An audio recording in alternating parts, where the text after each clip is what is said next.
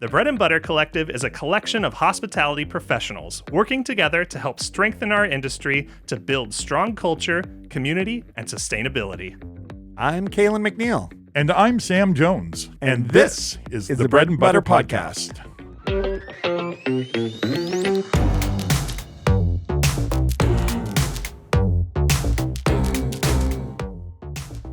Sam, how are you? Calen, I couldn't be much better. Thanks for asking. So glad I'm here with you today. It's been a while. This is our first day back. Yeah, episode like number school. 1 of season 2. Whoa. Who knew we had a whole season under our belts, eh? Us and 5 others, Yes. baby. Does family count for that? Yeah, family counts. So it's all for actually all of it. 3. Yeah, maybe 2. Maybe okay. 2. Okay. Your mother, my mother. Well, bless their hearts. Yes, those lovely ladies. Saints, really. So tell me how your summer's been. How's business? And give me a recap. Okay. I had an opportunity to go camping a couple times with my family. Went to Gordon Bay and we went to Rath Trevor, which was so nice and nice to get away for a little bit. I was hoping for more time away, but this summer kind of came and went. It's time is a funny thing, Yeah. you know, and when you're thinking about the future, it happens a lot quicker than you think, I guess. And Yeah. time, I was so surprised when September 1st came up. I had no idea that the summer was over. Did you feel in your relaxed time, did you feel like you actually had a break? Were you able to disconnect? I was actually, I was able to disconnect. I've got a lot of experience disconnecting, and it gets easier and easier year after year, I think, for me. It's something that I'm always working on. Yeah. It's hard to disconnect when you have a phone attaching you Well, to you've got everything, businesses, right? multiple businesses that you're trying to run at the same time. Yeah, sometimes you just have to tune it out and make sure. And when you do that, you've got to be confident in your team that you're giving them an opportunity to show you what they can do, right? You have to allow them that latitude so they can feel self-actualized and able to do those decisions and feel the autonomy, right? Absolutely. It's so important.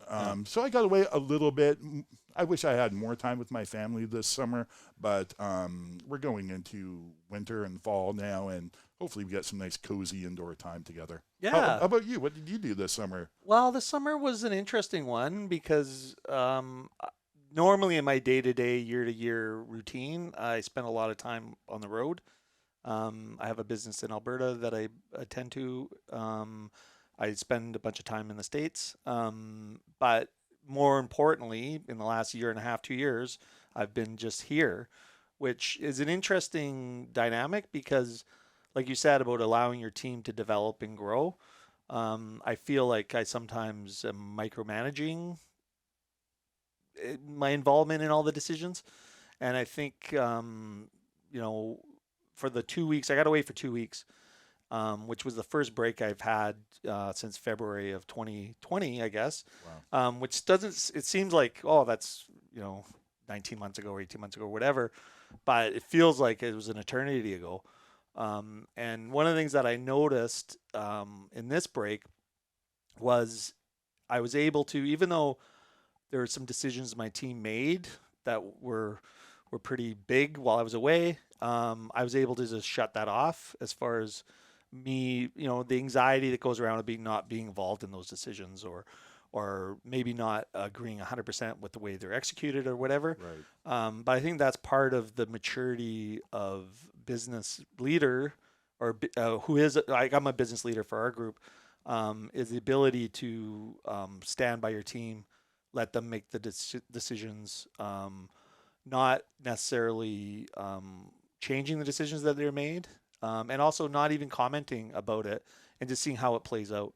So I think for me, I was pretty proud of my maturity, considering how over the last year and a half I've been involved in almost every decision, which normally I'm not. But in this, because it's a unique year and haven't been able to travel, I've been around. So having that much hands-on in the decision-making process can both be a trap and also be perceived by your team as micromanaging, which I try not to do. Right. But I was most proud of myself for being able to shut off. At the start of my holiday, some things came up and I was just like, okay, talked it out. And then I was able to just shut it off and completely disconnect, which I think is I'm most proud about for myself, Mm. is that I was able to do that so I could actually have a relaxing holiday. And then my team obviously, knew how I felt about certain things, but didn't stop them from moving forward and having the confidence to move forward on their own, which is, you can't grow a business if you don't have people that feel, that they can do that. No, you can't do everything yourself, and you shouldn't be expected to. And as a business owner and entrepreneur, I think we have these expectations of ourselves that we're super people that can do everything, and we can do it better than most because it's our business. Yeah. When I hear about time off and about taking proper time off that really feels good, I keep thinking about a guy named Dan Sullivan who does an organization called Strategic Coach. And one of the first things that I heard him say that impacted me is you have to have days off. You need your free days. Yeah. And that's not just a day off from work. It's a free day that you don't do anything about work. And he emphasizes that so strongly.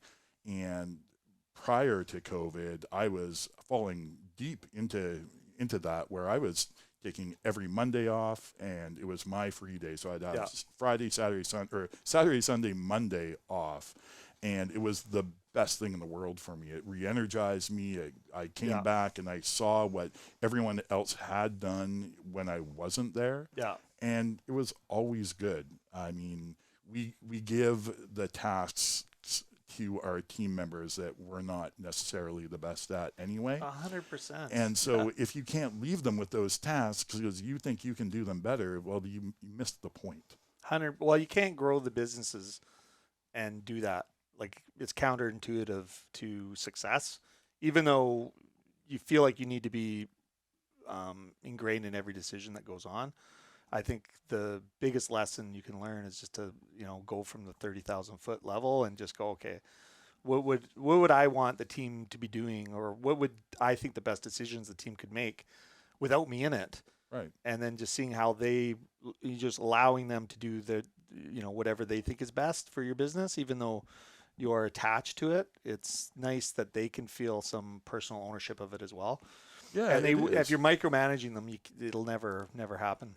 Right. If you put your vision for your business out to your team on paper so it's visible, and you go over it with them all the time at every meeting, you go through your vision so everyone's always aware, then you can step back because they're aware of where it needs to go, and they're not going to take the boat too far off course in your absence. Well, at the end of the day, we as owners aren't as important as we give ourselves credit for. We aren't, but we're most likely to take it far off course ourselves. Yeah. Right. So the shiny things. I think, as much as you manage your own expectations and you try to limit yourself to your founding principles, your team is best to do that, because they're not going to go too far off course because they think, or you should have communicated what your mission is.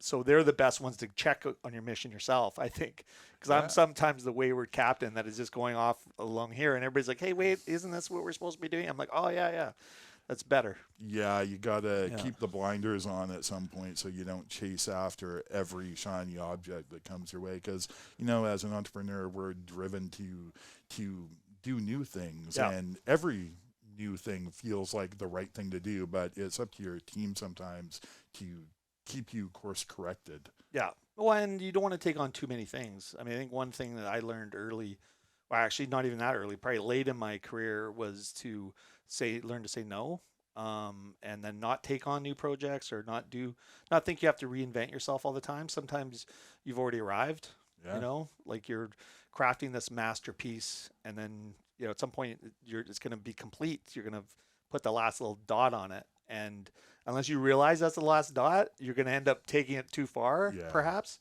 And then your original design is not. I'm just looking at this picture behind you.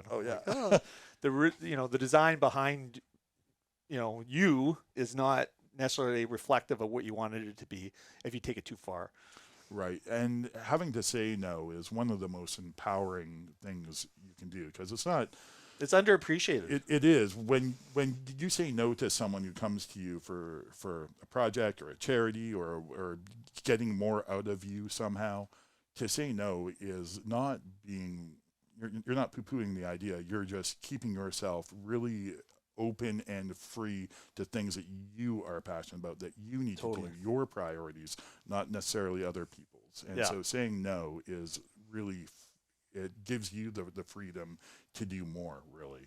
Well, it does, and I think the person that's coming to you with a request, it also allows them to go back to the table and redraw their ask to make it more compelling. Yeah, Right? fair enough. Fair So enough, yeah. sometimes today's no is tomorrow's yes. And I think on both sides, so you as the receiver, why am I saying no? Well, today's no means I've got my capacities is full.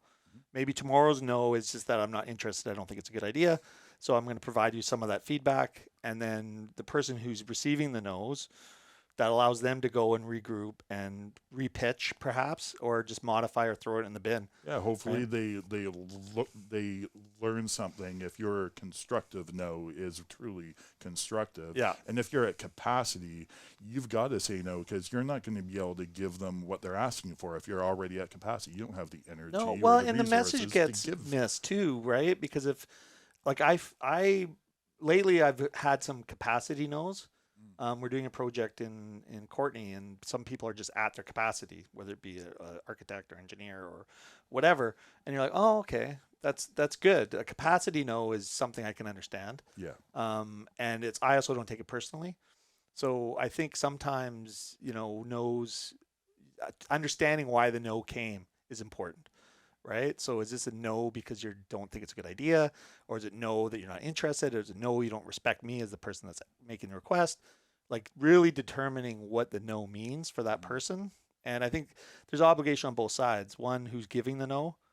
I don't know if this might be getting too deep, but if you're giving the no, Yeah. you understand why you're giving the no. I think it's important to understand yourself why you're saying no to it, right? Whether it's a capacity thing or lack of interest or whatever. It's also important to communicate to the person who's requesting or making the request that you're saying no to, why you're saying no. Yeah, because then it's not just a flat no. It's I can't do this because of these reasons, and Yeah. please respect my choice. Yeah, for one and thing. if it's about, I'm saying no today because you haven't flushed through the idea well enough. So come back to me with it once you've flushed it out. Then that's constructive, Yeah, right? it sure is. No doesn't mean it's not. I think there's more constructive or constructiveness in no's than in yeses. Well, Yeses are easy. Yeah, they can be positive, and I think most people think when they hear a no, they think, "Oh, that was negative," but it's not. It's an opportunity to learn and grow. Totally. Something else I did over the last couple of months is I implemented a living wage at 2% Jazz. Tell me all about it. I'll give you the Coles notes, Yeah, the Coles because without my charts in front of me, I can't give Yeah. you too many details. But before I did it, I did my math, and it looked like it was going to be a 20% increase to my labor, which Yeah. means that my profit margins are going to get skewed in a certain way. And as soon as I did it, that 20% wasn't a real 20%. It somehow, and I'm still trying to figure out. It's a fraction of that 20%. It is a fraction of that 20%, Yeah. because people are working more independently. People are Yeah. working with more Authority and more independence. authority. Yeah, that they can do things without all the back and forth of asking. Yeah. And so I'm finding it's being really successful. I'm not having a hard time finding people who want to participate in my business. I remember early when you implemented it, did you not say there was an uptick in applications and interest? Man. And Yeah, I had to shut down organically. my application. I had over 140 applicants Wow. for one job, and they were not all of them were You good. found but the a secret, lot perhaps. of them were good. Yeah, well, Yeah. Isn't the secret just putting it out there in the universe, man? Well, no. listen, I'm a firm believer in feeling the fear and doing it anyways. Like, it's even when we originally came up with the concept of Big Wheel Burger being a carbon neutral fast food joint. Like, I had no idea how much it was going to cost, but I figured that would be a really cool thing to try to achieve. Yeah. So you put it out there, put the plan, we try to figure out as best you can implement it, but at some point you got to take the leap off the cliff. Yeah. And just like what you did with the living wage, it's like, okay, from what I hear from other people, it's a good thing. It's going to increase productivity. I'm going to employee retention. It's the right thing to do to the community, all those things. But You know, you don't necessarily have to have every dot dotted and T crossed in order to take that step, because until you take the step, you know, you do never know if it's a net underneath you or, you know, air. Exactly. Right? And you really do have to sometimes just move on an idea. Sometimes being the leader of any group means that you've got to make the decision, whether it's the right decision or not. You still have to make it. And if it's not the right decision, well, you're going to figure that out pretty quickly, and you're going to adjust, and it's going to work out. But if you don't make the decision, then you've made a decision not to make a decision, and the project's over. And that's the worst thing you can do in business is not make a decision. So sometimes the wrong decision is a really good teaching moment and a learning moment, and the right decision just reinforces more right decisions. It's just literally the idea of success in business is just going from one decision to the next decision and limiting your bad decisions.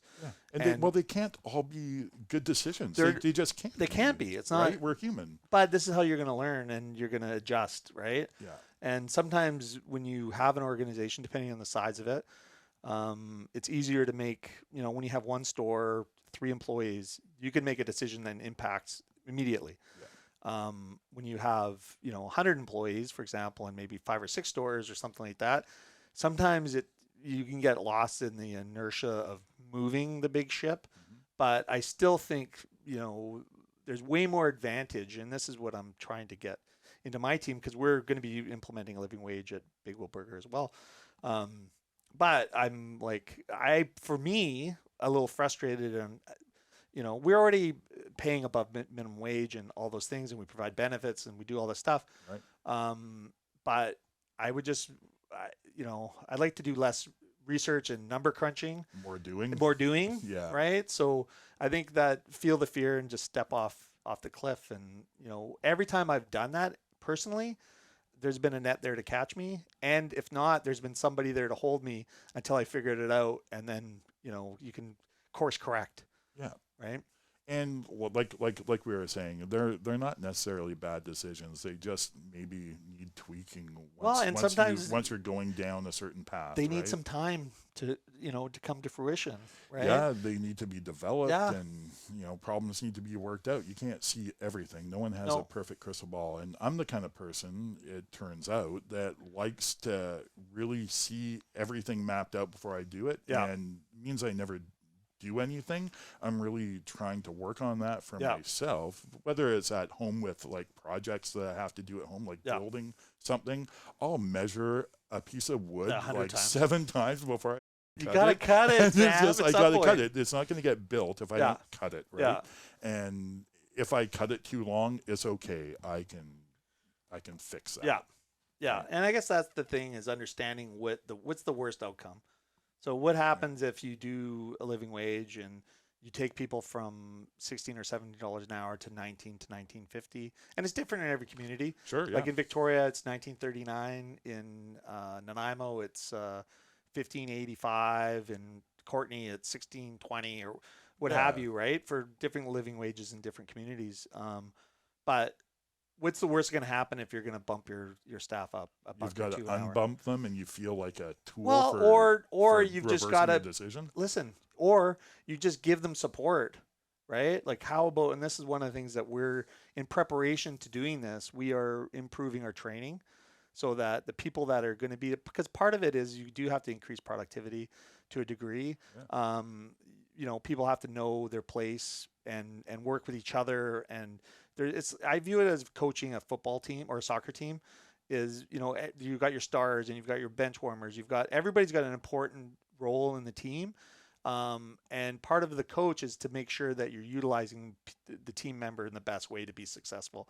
And some of that you need to mentor certain other ones. There's stars that sometimes you have to just kind of rein back a little bit so that others can grow in behind them. And I think that's the nuance of making it work. But to not do it for, let me figure all the numbers. You can look at all the numbers all you want. Either you're agreeing to do something. I mean, if you have a workforce that can't afford to eat the product you're selling, that's a problem. I think that's the fundamental basis of building communities, is making sure that the people in your community can afford to buy and trade in the products you're selling. Right? So if you're, and it's not going to apply equally across the board. Like if I was a rocket engineer, or if I was Elon Musk, I can't expect perhaps all of my staff to be able to afford a $100,000 Tesla. But the premise of it is that you're elevating the community, because their success is going to be your success down the road. Whether it's 10 years down the road or 15 years down the road with the Tesla example, or burger example, where they afford a $10 cheeseburger and still be able to function and pay all their medical and pay the rent and all that kind of stuff. That's how I want to judge my success. Because if I'm not smart enough business person to be able to have them achieve their goals, then why do I deserve to get my goals met? Right? And I think there's a lot to be learned in that sort of idea. And it's just about turning the profit on its head and saying, let's start with the people, start with the community. And then at the end of the day, if I'm smart enough, I'll have a profit at the end of it. Instead of just going, oh, this is how big a profit. Because who decides how big a profit I get, right? Well, it comes to a multitude of factors, doesn't it? Yeah. But, at the end of the day, it's got to come from somebody, right? Everything comes from something. Right. So if I'm making a 20% profit margin, it means that my employees obviously aren't making what they need to make, or my suppliers aren't getting what they need to get out of it, or what have you. So you it's a give and take. I mean, it's not a zero sum. No. So there's a fluidity around it, which I think is important to remember. And for me, I bring it down to, what kind of business do I want to run, but who's going to be buying my product? And I would like the whole community to be able to afford my product. I'd like my staff to be able to afford it. And I'd like them to also look in the mirror and go, I'm really happy to be working where I'm working. Yeah, so it begins in your own house. Yes, I think. When I introduced the living wage to my employees, I had them all together, and it was an emotional time for a lot of reasons, but most importantly, it was emotional because it was first time over COVID that we had both stores, all the employees in one room together. Wow. And I was introducing a new format of how they were going to get paid. It was very emotional, but I spent the time not telling them how much they're going to make and how great that's going to be for them. Yeah. But I spent the time teaching them what profitability was and how to influence it. Yeah. And now all of my employees, the payback for the increase in wage and the change of it's not just an increase in wage. It's the change of attitude from the owner to the employees, because it's not just about a partnership. It's a partnership, and their part of the partnership is they need to understand that they are influencing my profit line, and they need to know through me the best ways to do that. And so I went through all the formulas of, if you increase your intake or your price point by 10%, or you reduce your cost of goods by 10%, how do those play to your bottom line? And no one knew that there's a tenfold difference between increasing your margin and your price point to increasing or decreasing your cost of goods. Yeah. That's a tenfold discrepancy that not many people, unless you're a business owner, really understands. Well, and I think a lot of business owners don't understand it themselves either. This is what the Bread and Butter Collective is all about, is really trying to teach people and finding those people who don't know these things, and really encouraging them to find out what your potential is. Yeah. And offering the tools so that they can see it for themselves as well. Yeah, and I think even in that is as much as and I think in our meeting today we had a Bread and Butter Collective fourth quarter meeting where we're looking at our objectives and our goals and all that type of stuff. And Kristen from Prima Strata talked about sort of expectation and ideas of what you can learn in a group. And she said, am I the smartest person in the room? Maybe, but there's a ton of other smart people around. And again, it's like the tide raises all boats. So as much as I thought, I'm successful in this and that, I've learned so much from that collective group, and just having the forum so you can actually speak freely without fear of, is that a bad idea, or being attacked, or even fear of the competition. And I think that's one thing that the collective has done for me, and I've always felt this way, is like I'm not afraid of competition in any way, shape, or form. In fact, I encourage competition, but good competition, right? I think, if you have bad competition, it just brings the bar down. If you have good competition, it raises the bar up. Well, it's healthy to have healthy competition. Yeah. I mean, it Well, does. and what about you? Like you're in a very competitive industry. The coffee industry is super competitive.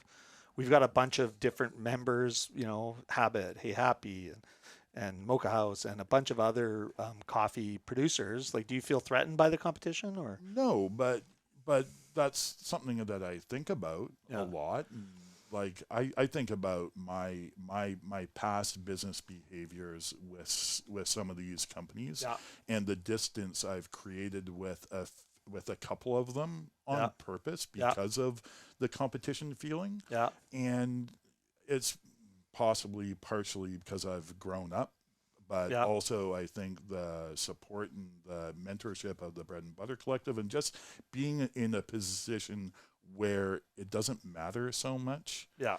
And you're right, there is healthy competition, and I find myself wanting to work more with my fellow coffee people Yeah. that are in the group than I ever have in the past. And that is one of the feel good moments that I get when I think about my participation in the Bread and Butter Collective. Is I do look at the other coffee people in the group, Yeah. and I'm like, I'm really, really glad that we have an opportunity to work together on something so positive. 100%. And it means a lot to me, actually. And Yeah. thanks for asking about that, because it probably wouldn't have come up in this conversation otherwise, because it's nothing that I'm proud to speak of my past behaviors, perhaps. But Well, I mean, I think we all, the past is the mirror to our future. If you allow it to be, I think, the opportunity is recreating the future that you want to be in. And I think that's part of this whole movement for me, is as a hospitality member, whether it be restaurants or coffee or hotel or whatever, we have to rethink how we're doing things in order to be able to survive. And not like we've been surviving, but we haven't been thriving. So I think working together will allow us to thrive.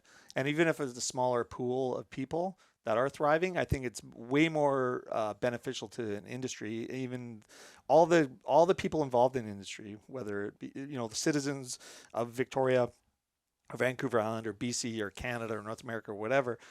Everybody's got a vested interest, but they've got a role to play. So is it good to be isolationary and say, okay, well, this is my thing and blah, blah, blah, blah?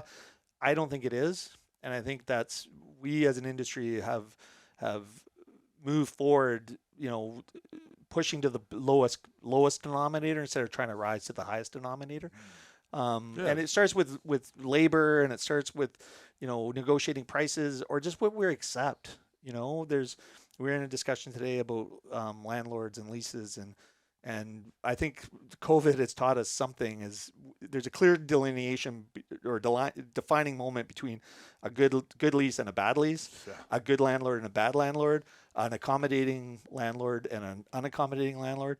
And it means the survivability of your business in many degrees. And you can have a super successful business that can be destroyed by a bad landlord-tenant relationship.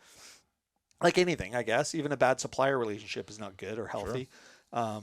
And we've had to make a change as a business in that in order to survive as well. But I think it's, just like competition, you need to be looking at everything holistically and what's in the best interest of not just me as a person, but the industry as a whole. And how can I rally others to that message, so that we can, in 5 years' time, we can look back and say, wow, we've made a real contribution to the overall environment where we live. And it starts really at home, right? In this world, this day and age of everybody's caught up in the world events and this and that, and they're so polarizing views. And you know what? Like, look in your own neighborhood and look at your neighbor, and say hello. Yeah. Right. Smile. I stopped Start watching there. the news this last couple of months. Like, since last time we met, Yeah. I probably stopped watching the news 90%. Well, Like, and I think it's good. Yeah, just have to focus on what's right in front of me. And Yeah. to go back to the competition point, I think that, for years and years, I said, I don't have any competition. I don't believe that there is competition. And I don't believe that there is a competition in I'm better than this person is better than this person. That's what I always meant by competition. Yeah. But now, I wouldn't say that I still had competition, but I would say that I have partners in the industry who we may compete for the same customer perhaps, but overall we're all in it for the same reasons. We all want to do better, and that supersedes competition. Totally. I think. Well, there's enough room for everybody to succeed. There is, and you don't need to step on other people in order to propel yourself forward. If you've got good ideas and good product, and that's one thing I've said for a long time is, don't worry what they're doing. Just focus on what you're doing and do it well, and try to stay true to what you're trying to achieve.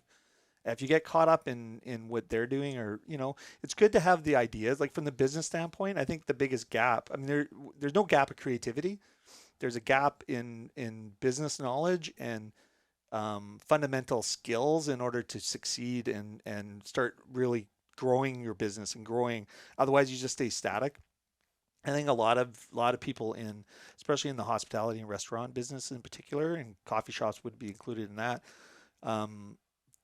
don't build their financial strength. They just are going, with their passion and their ideas and all that stuff, but without the good fundamentals of cash flows and financial forecasts and profit and loss statements and things like that. Yeah. But I'm a great example of a person like that. Listen, I've been doing this 22 years and same.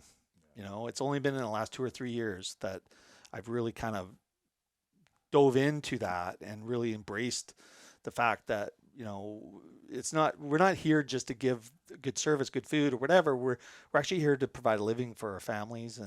And if we can't provide a living for our families, how do we grow our community, and with our employees and staff and all that kind of stuff. All starts with the health of the owner of the business. Yeah. Sure. And a successful business. Yeah. That is one of the fundamental principles of our collective too. Yeah. Is, healthy owners. Yeah. Healthy owners and happy. How can you take care of other people if you can't take care of yourself? Yeah. Right? No. High five. High five for that one. Right.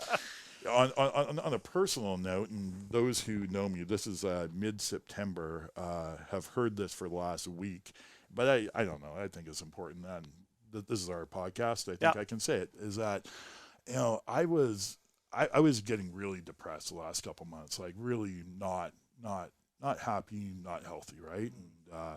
And I had forgotten what my superpower was. And I remembered it the other day just from talking to one of my customers who's a good friend, and he's one of the smarter people I know.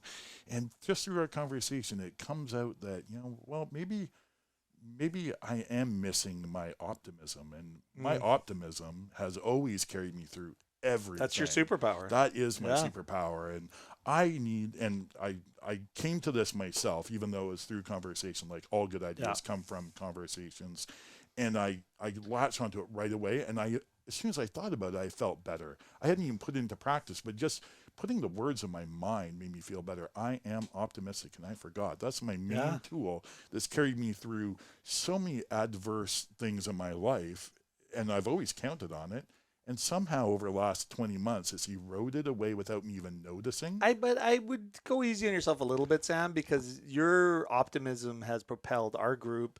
And over the last 20 months, as I've gotten to know you, I've known you for a long time, but personally, and I've always found your optimism to be there. So not to discount how you're feeling right now, but you've always been a light of optimism to me.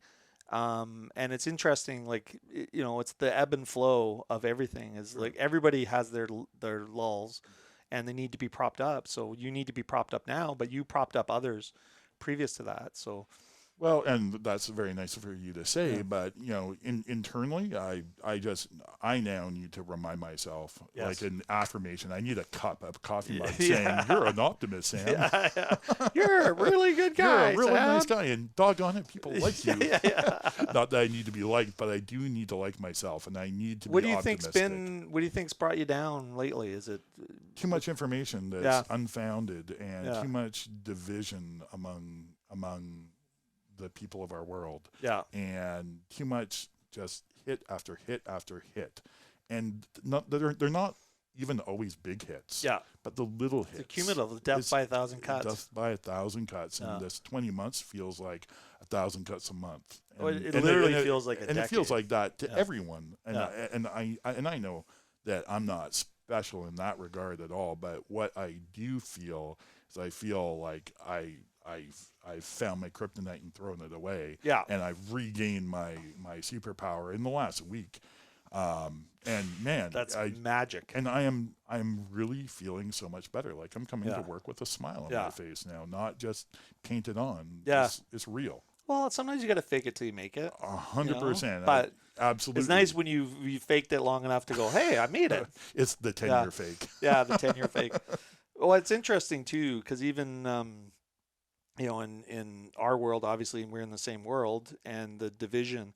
I read a book years ago, in 1998. I think I bought it. It's called The Fourth Turning, and I don't know if I've talked about this before, but it's just a really good. It's about the idea of time is not linear; it's cyclical, right? Okay. So the authors of this book go back to recorded history, and they've mapped out a cycle, and it's called the fourth turning. Fourth turning. So put it into perspective. We're in the fourth turning now. So Okay. coming up in the next 5 to 10 years, it'll be the first turning again, where there'll be a renewed optimism. Is that like the age of Aquarius? It's there's a ton of it's a really good book. So I'm going to recommend it for you to Nice. read. Recommend it to anybody who's listening to the show to read. I found it really sort of calmed me, and I read it as I was trying to challenge myself years ago.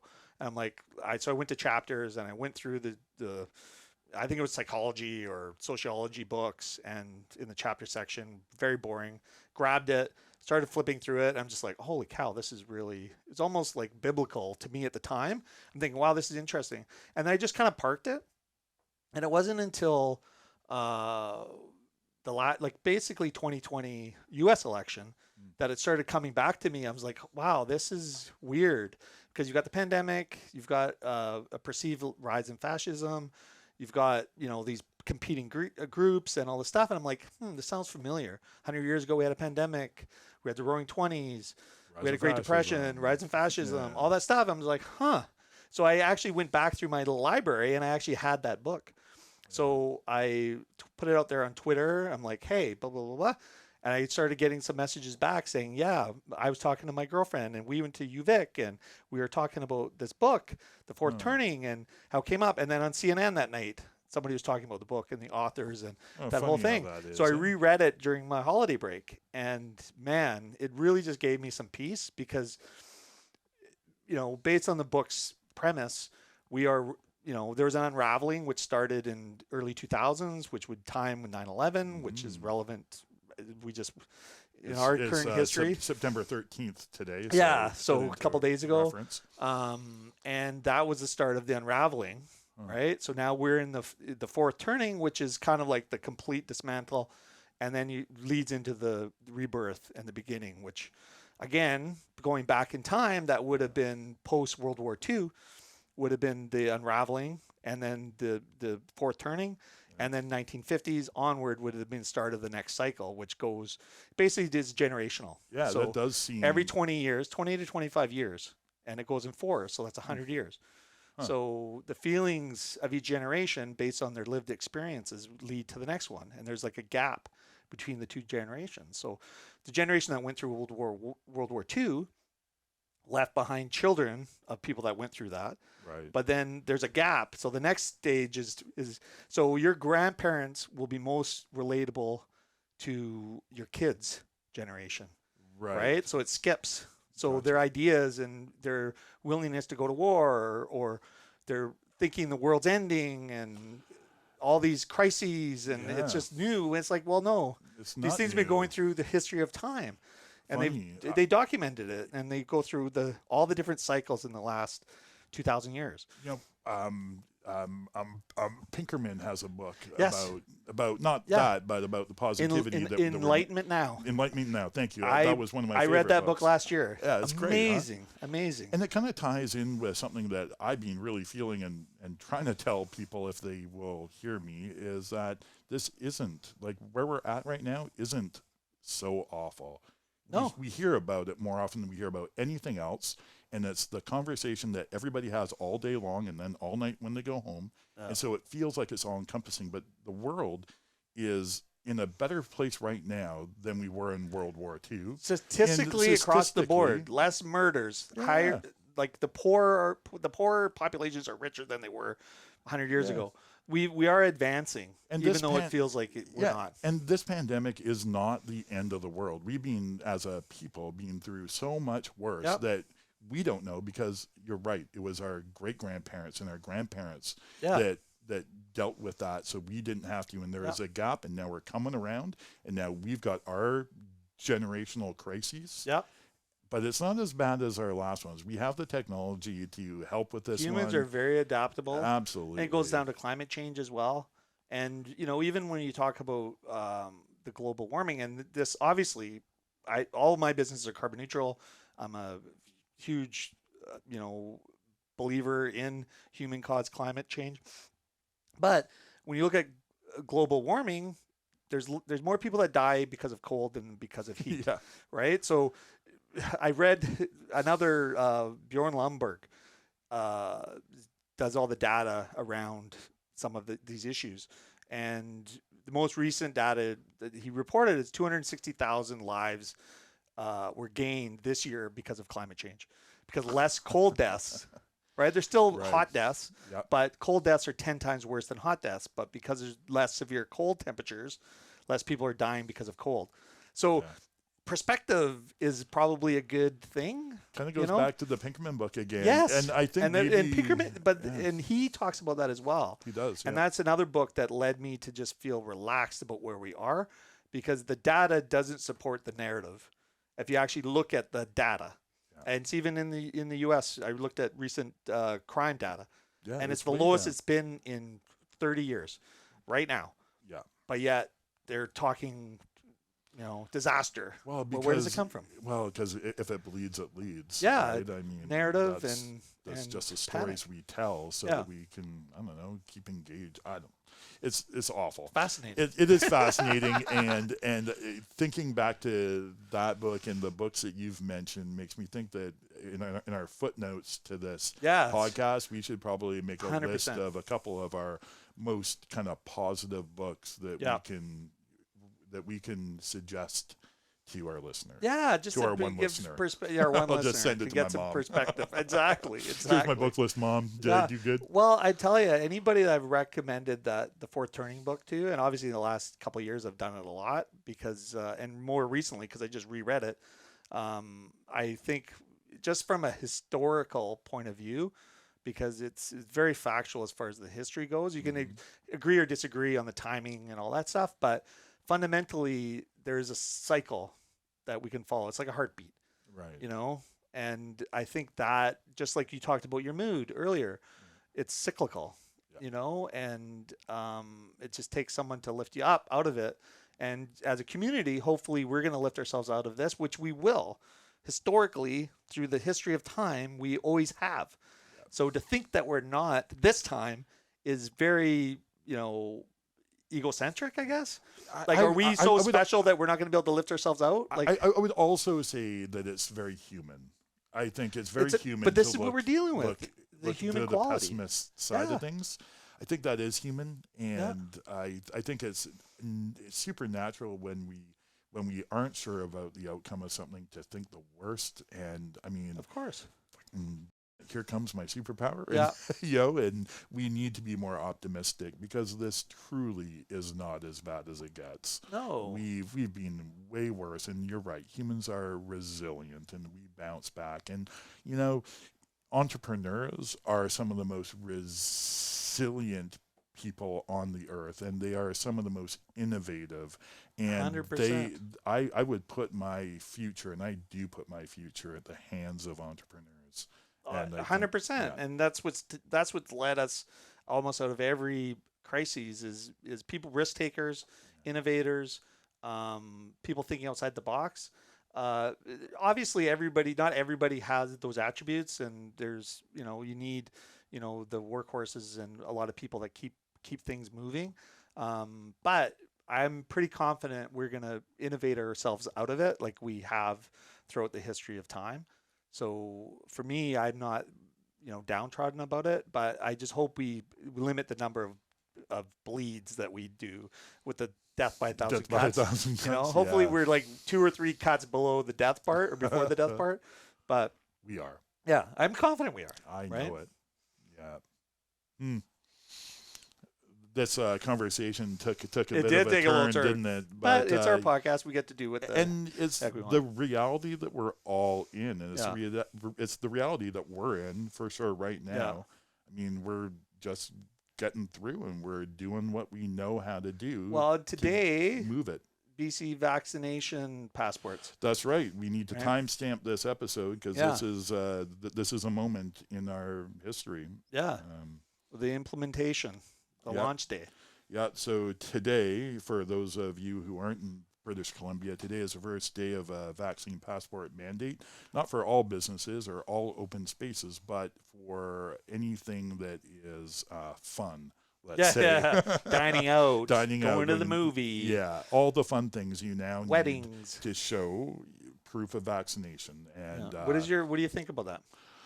I think it's not, well, for a business perspective, it's certainly not our job to keep track of that. We have a government, we have a health department of our government, and I really resent having to even think about it, actually. And I don't resent it because I don't think it's a good idea. I don't think it's a great idea, but I resent it because It's being put on it's you to deal with. Yeah, and it's not my job. Yeah. It's not my job. I don't have any interest in doing it. I mean, I think that if What about you? Okay, civic duty. sorry. My civic duty is to do what personally I feel is my civic duty to do.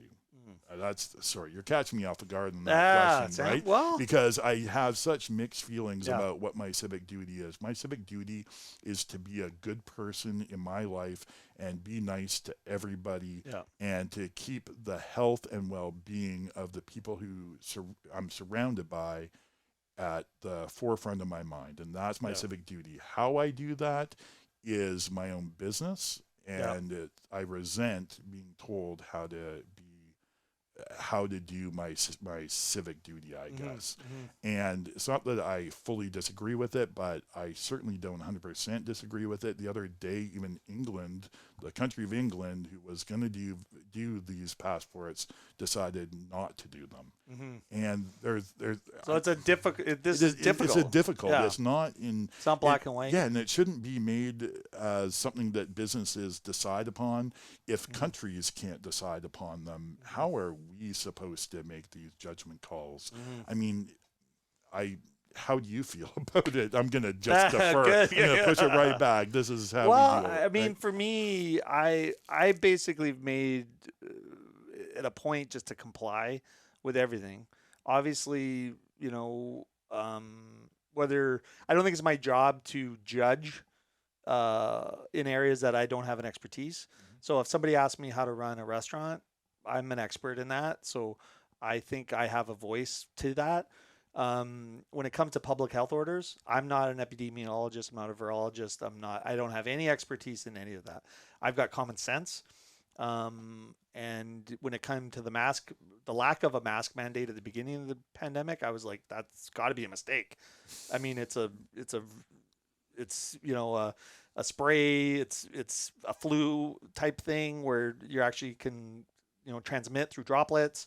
Now they're talking about it being aerosol. Like, masks seem like common sense to me. So that's where I limit it. Like, if the public health orders, if you have a responsible government that listens to science, then I think me as a citizen and me as a business should be just taking that advice. I don't want to read too much into it. Obviously, in this day and age where social media and also misinformation is widespread, and there's a lack of accountability for people's own digestion of information. I think as a citizen, as much as it is to give an opinion about these public health orders, I also think people should give more opinions on disseminating what information you're absorbing, because unless you're vetting in this day and age, you have to vet the information you're receiving, and you've got to get count. Just like a reporter's obligation as an investigative reporter is to get sources and to check the sources. That's our obligation now as a citizenry to do that, is to be as informed as we can be with accurate information. So when it comes down to any of those rules, I've always, as a business owner, I've always had to comply with CRA regulations, in the restaurant industry, VHA, Vancouver Island Health Authority, all those things. So if they're telling me liquor license, everything, right? driver's license, like all that kind of stuff. So how am I going to pick and choose now? So I think the easiest way and the path of least resistance, and it doesn't mean I'm giving up my freedoms or opinions or any of that kind of stuff, is to just comply, because science tells me if I comply that we're going to get through this. And I know that if we don't all agree as a society, it's going to be a rough, bumpy road. And that's basically what we're in, is a rough, bumpy road. So I'm looking to smooth the road. And how I do that is by complying, and also, knowing that, especially with a virus, we have to work together. Right. And if we don't, we're going to be in it longer. And I think that's proven true. Right. That's the whole thing about science, is try something, see if it works. If it doesn't, take note and But you have to listen to the information it's telling you. You have to trust, and you've got to agree. Verify. You got to trust and verify, but you have to also, everyone's got to agree with a set of facts. And that's the problem, is it's too easy to say, oh, that's not true. Right. Well, that's why you trust and verify. Trust and verify. And that's the problem, that we aren't trained to do any verification. We're trained to absorb other people's opinions as fact. Well, and if it suits your narrative as well. Well, you've got your bias that's built in, and we can't avoid our own biases. I agree with you. For my business, I'm definitely compliant, and I will be 100% compliant for everything in my business. So I can sleep at night knowing that I'll wake up with the business in the morning. Exactly. Personally, I've got my own opinions on it, but I don't proselytize my opinion. And I don't care what other people's opinions are. I just don't care. I'm going to do what I do, and I'm going to comply, and I hope we're all right. And I hope we all end up all right. And we will. Trust me. Based on the Fourth Turning book, and Pinkerton, we're going to be all okay. Right on. We will be okay. I can't wait to read the Fourth Turning. And if anyone needs a list of positive books, I've got quite a few. You can always reach out. But we'll try to put a couple in the footnotes on this one if we can. For sure. And so this is episode 1 of a 10 episode season 2. So one of the things we're going to do in the early part of the season is we're going to do origin stories of our membership group. So I think that'll be fun. I think we're going to hear about how people got started, maybe in a different industry, came into our industry, how they've grown. So there'll be, obviously our membership group is, representative of the broader community and a lot of successful businesses that our listeners will relate to if they live in Southern Vancouver Island. Pull back the curtain on a couple people. Yeah, I think it'll be really good. Give the public what they want. Yeah, right? And then we're going to touch on, situational things. Obviously, climate change is a big one. So we're going to be doing an episode on climate change and how to, better prepare your business for the issues that everybody needs to think about when it comes to recycling and composting and that kind of stuff. Which is such a bigger topic than COVID. I would love to I think our first season can be called the COVID season. I think every other season for every other show should be climate orientated, because really that's the thing that we all can do something about. Totally. And it's frustrating for me in that regard, because we've been carbon neutral for 10 years. And I think it's really simple, even with our, we've got the carbon taxes and all that stuff. But yet, as a business, I don't get any help with my climate initiatives at all. but yet we have federal carbon taxes, we have provincial carbon taxes, and there's no funds to help green business. So I'd like to really drive home the need for greening businesses as a venue to lower carbon emissions. We talk about our oil sands and all those things, and it's like, okay, well, what can I do as a business? Well, I'm doing it by becoming carbon neutral, but and also spreading the message. Like, our guests that will come on will talk about how you can become carbon neutral and how your business can do the same thing, and it's actually quite affordable. I'd like to try to move government to try to direct some funding to help offset some of the costs. Is maybe $3 or $4 a year per business or something. It's not a lot, but why not? Why not focus there? If they give you a discount on buying an electric car to offset your carbon footprint, I mean, then they should give businesses 100%. a little bit of something so we can do more. I can't wait actually to hear you talk about being carbon neutral in a full episode, because it's on my hit list of things I want my business to achieve in the next couple of years. And I don't know anything about it. It's in my top 3 things to do, and I don't know enough about it to even start. So I really look and forward this to is the thing, from like you. anything that any of the initiatives that we're doing, like with living wages and all that stuff, it's about feeling the fear and doing it anyways. And that's a book, actually. Feel the fear and do it anyways. Is that on our bucket list? I don't know. It's been footnotes? I've never read it, but my friend of mine read it and said it was good, but that was like 30 years ago. So it might not be but the sentiment, maybe it's coming back into the cycle. It will, the fourth turning. Yeah.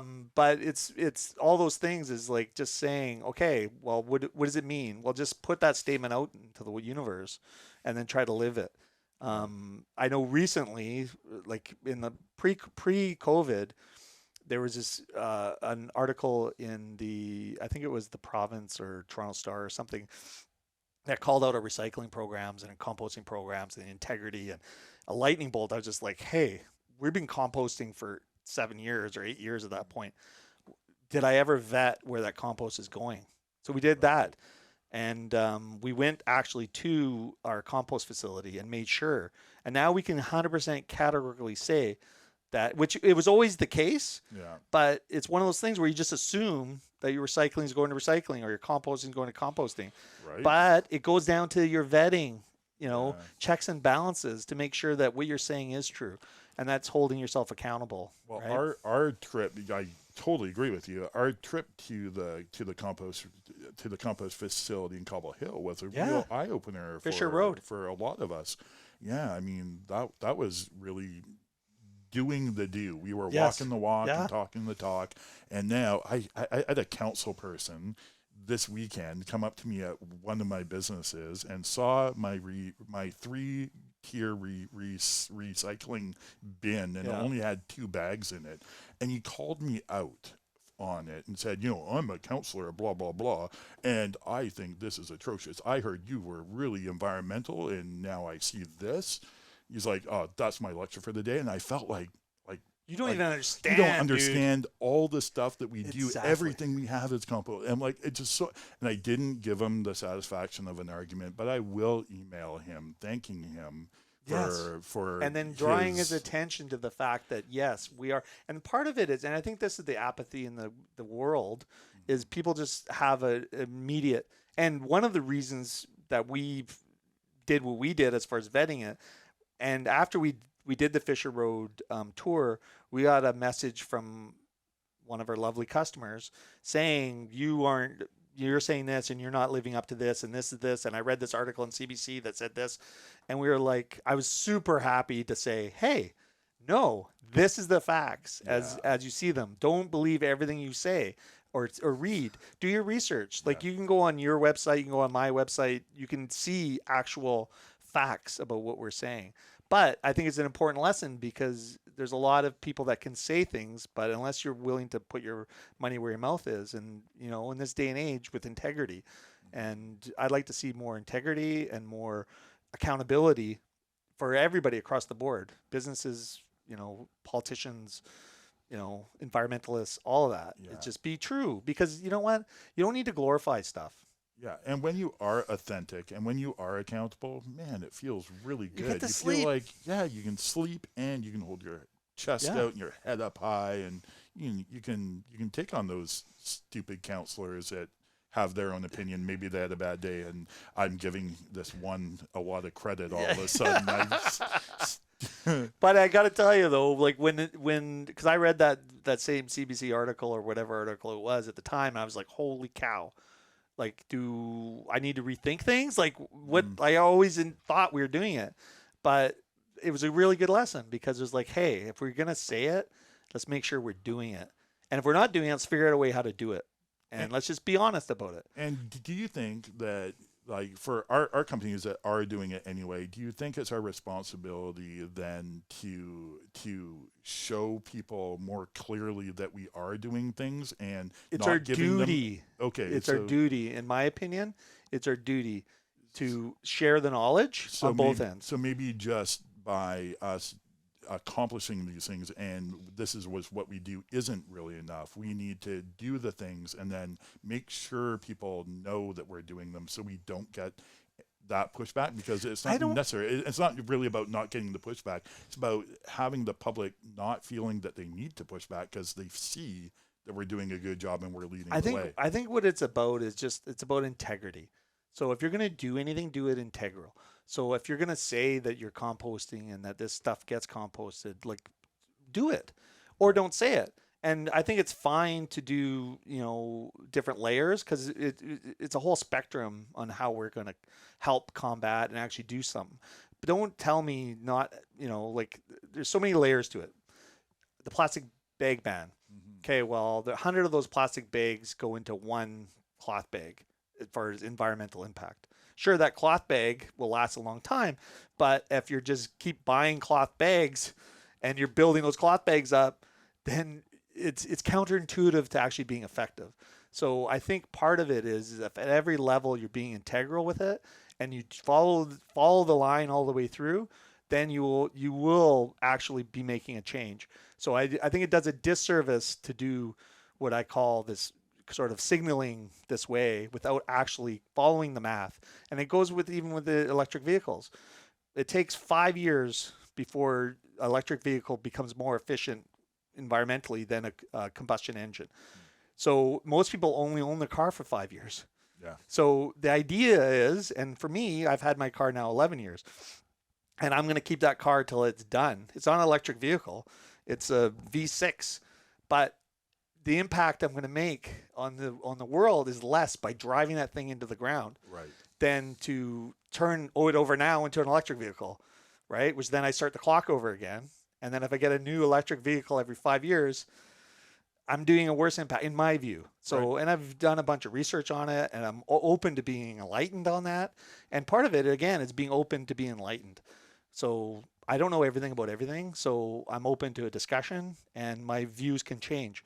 And I think that's the way you can be integral. Mm-hmm. So if we went to Fisher Road and it was like, nope, okay, now what are we going to do as a group to figure out how we're going to be integral? That's right. Right? Because we thought it was this way, but it wasn't. And luckily enough, it was. Yeah, and almost all the members of our group that went on that trip were really happy because we're already good. Yeah, because we're already doing it all, and to have it to have that qualified. But and this is the other thing. It goes back to our message.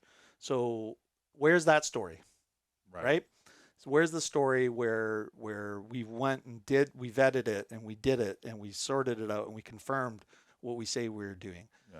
The story that's out there, been repeated 1,000 times, is that nothing gets composted, or recycling doesn't happen, or we ship our recycling goods to Asia, which is true. So those are things like, okay, let's start.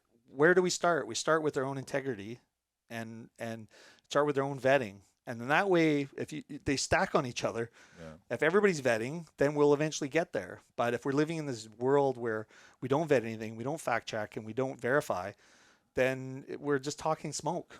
And everyone's talking their own version of smoke. That's and right. Then it's just and then nutty. You're divisive and all that stuff. So I think our duty, when we've seen the light, as far as when it comes to what we're saying we're doing, and if we're walking the walk, then sharing the walk. And also, and that's what we're doing in the collectives, we're actually showing behind the curtain, on how other businesses can get involved and do it. Like, I'm not a genius on what we do, but I'd like other businesses to do it too. Yeah. Right. Well, I sure want to follow in your footsteps of being carbon neutral for sure. So that'll be one of our episodes. And Yeah, good. Let's make that a whole episode because we could have just gone on about that And forever. on and Sounds on like and we on. almost did. Dude, thanks so much. This was This great was to come good. back. Yeah. Nice casual way to open up this season. Just you and me talking before we open the doors to let other people in. we'll let all our rabbit hole stuff out. I'm surprised this wasn't a 4-hour Well, you one. could have kept going. Oh, I was dude. just like, We are going to keep going. Yeah, 'Cause I got to plug this other podcast I was on the other day. It was In the Weeds. oh, In the I Weeds. was I've been on there that. as well. Okay, Yeah. so and I think Yeah. Jeff has been on it. Yeah. It was like a In the Weeds podcast is great. 3-hour interview. Yeah. Oh my Oh God. my God! I think they're going to probably edit it down to 15 Well, I minutes. think they but should. I think they should too. Ain't nobody going to listen to a 3-hour conversation that I'm having. Oh, no, Holy yeah. cow. That's awesome. It was pretty fun though, and those guys were great. Yeah, they're really enjoyed my good, very time there. professional, and for anybody else, obviously this is not going to be live, but Cooks Camp is on Wednesday. Oh yeah. So looking next forward to year's Cooks Camp. So anybody listening to this, you'll be able to check out cookscamp.ca, and that'll probably have a replay of the Cooks Camp that's going on Wednesday, which is basically a group think of restaurants and hospitality businesses coming together, figuring out a way forward so that we can actually prosper and thrive as an industry. So and it's I'm virtual excited. this year. It's virtual, so it'll be recorded, so you'll be able to go back to cookscamp.ca and look forward to next year when hopefully we'll be able to have a live version of that. Right. I'll be talking about the Bread and Butter Collective and business in general, Yeah, business that's development. right. You're Yeah. a speaker at this. I'm a aren't speaker. you? I'm totally unprepared. But Now I remember why I signed up for this. Yeah, yeah, Listen yeah. to you. as you do every day. As I do every Monday at least. Thanks, Calen. Thanks, Sam. Thanks to our production crew. Thanks, Kyle. Be nice, everyone. Be kind. Bread and Butter Collective's membership includes the following local businesses: 2% Jazz, 900 Degrees Wood-Fired Pizzeria, Agrius, Big Wheel Burger, Blue Mountain Solutions, Bodega Tapas Wine Bar, Brentwood Bay Village Emporium, Nourish and Charlotte the Quail, Victoria Chocolate and Company, Drum Roaster Coffee, Habit Coffee, Foo Asian Street Food, the Culinary Arts Program at Camosun, Cafe Fantastico, Fall Epi, Harold Street Brewworks, Hey Happy, House of Botang, Hoyne Brewing, Jenny Marie's Cracker Company, La Pasta, La Rue Patisserie, Mocha House, Part and Parcel, Poco a Pinto Bar, Pizzeria Prima Strada, Rain Dogs, Roast, Table 9 Consulting, Sherwood Cafe and Bar, Sweets by Selena, The Collective Wine Bar and Kitchen, The Drake, Tapa Bar, Taco Stand Al Pastor, Toque, The Whole Beast, The Wienery, and Zambries.